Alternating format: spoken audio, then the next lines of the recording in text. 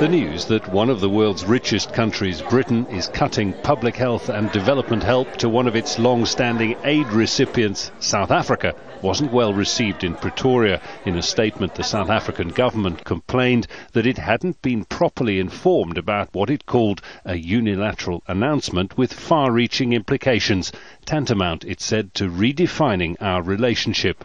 The announcement was made on Tuesday by Britain's International Development Minister.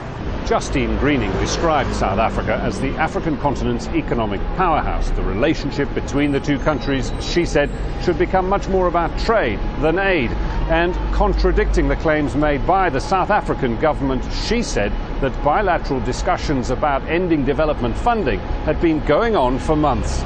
Aid is, very much at our discretion. We're generous with our aid programme. There's a limited amount of money. There's a question about where you allocate it, and when countries like India and South Africa have achieved, through their own efforts, a successful level of development, it's perfectly right that they're graduated from those programmes and the aid is concentrated somewhere else. UK aid to South Africa is worth about $29 million a year, a tiny percentage of the country's overall $110 billion annual budget. But it does help a lot of people, funding projects focused on HIV/AIDS and maternal mortality. Britain's announcement means that investment in future development projects will cease by 2015.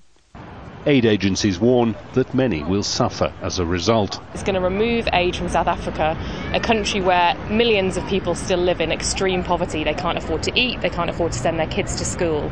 And we also know that British aid is saving lives right now. What's going to happen to the 1 in 10 people who rely on British aid to give them the treatment they need, who are living with HIV? This is a matter of kind of life and death for them. With Britain facing billions in budget cuts, wealthier developing countries like India and now South Africa are seeing their aid payments slashed. The government says it'll keep its commitments to the poorest countries, but it does appear to be turning its back on some of the poorest people. Jonah Hull, Al Jazeera, London.